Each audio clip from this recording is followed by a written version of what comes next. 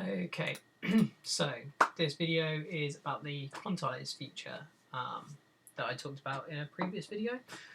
Just going to run through how that works. So, right, denoting comes in here. I know it's a bit of a spider's web, rat's nest mess at the moment, but the noting comes in here. Then what happens is it checks if it is equal to the note value selected here plus a value which is basically the note that would be changed in the scale, and if it is that value then it sets it to the third inlet, which is the value -1. Because we're doing the minor scale, it's an easier one to do, is just 3 notes changing. So yeah, the note comes in, it's changed to this new value that is the -1 if it obviously meets the conditions of the if statement. That note is then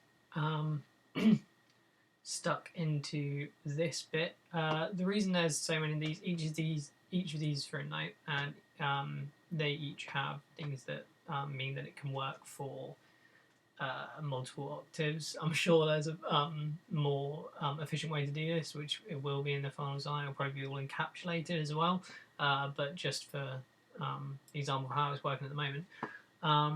Yeah, so the output then comes into these minimum boxes, and it looks for the smallest value out of the 3, because they're working almost in parallel, I guess you could say.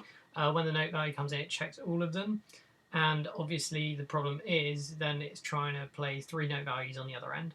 So it's sorted from these minimum boxes. I've got 2 because there's 3, so it gets filtered twice. And then the minimum value, which is obviously the one with -1 added to it, so the quantized value, is then the one that is spat out to this note out value.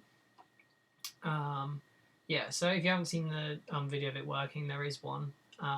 It's the one after the one about the intensity slider, but that's about it. And yeah, it can be turned on and off by your preset selection, so that's the thing.